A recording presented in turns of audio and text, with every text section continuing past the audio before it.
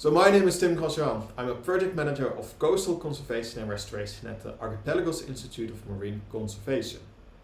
We are located in Greece and our daily activities are actually to defend and protect the very rich biodiversity of the northeastern Mediterranean, especially with a focus on the Greek seas and islands through a combination of applied scientific research, some education activities, and most important for us is to actively engage the local community.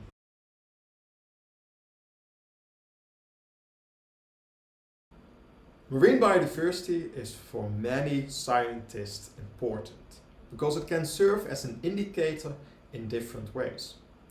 For me, it is an indicator to understand how healthy the ecosystems are that I study.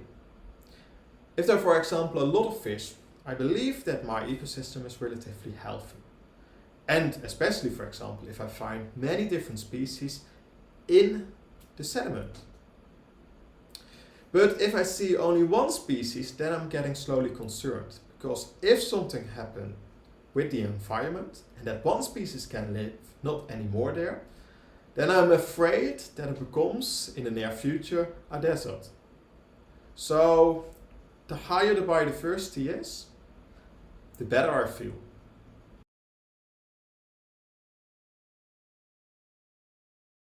Imagine that due to climate change, our seagrass meadows disappear. The seagrass meadows in the Mediterranean Sea. They don't store any more carbon and they don't provide us anymore with oxygen. What will happen then? The temperatures on Earth will even increase more. The Mediterranean Sea will be empty because fish has no place anymore to go to. There's no food for them. And due to the climate change that is actually happening, we even get more storms. And those seagrass meadows, they protect us from the storms. But, unfortunately, they are not there anymore. So actually we see that our coastlines start eroding. And then we get more and more coastal floodings. So what are we without our oceans? We need them. We need them now, and we need them even more in the future when climate change is happening. We need to protect them.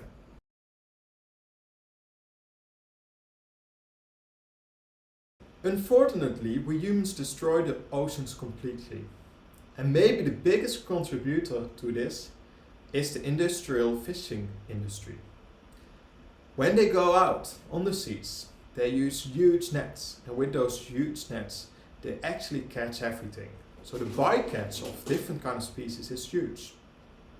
And at the same time, they go with the nets over the seafloor and completely destroy the integrity of the sea.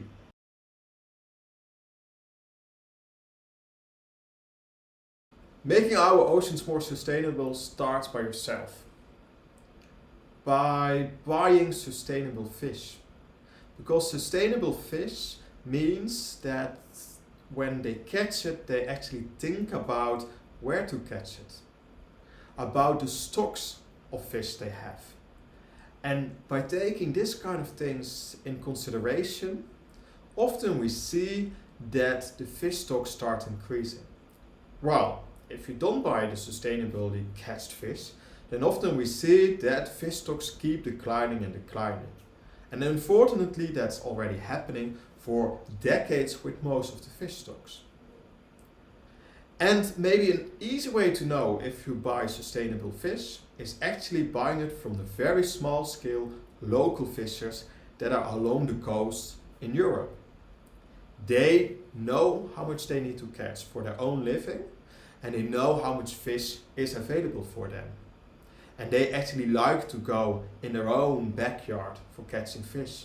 While those big, large-scale ships, they go everywhere and they don't care about sustainability. Because as long as they catch enough, they are happy. And a local fisherman, he can never go that far. So he really wants to maintain the stocks on the side.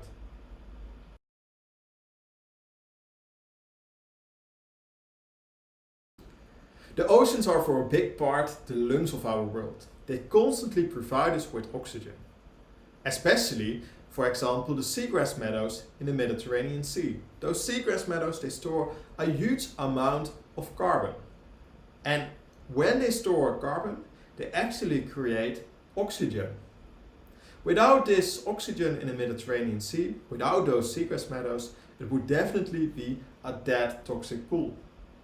And imagine how heavily we rely on the Mediterranean, for example for shipping, for all the food that comes from it, and us that go there for holiday. And without having a healthy sea, we will not do that anymore.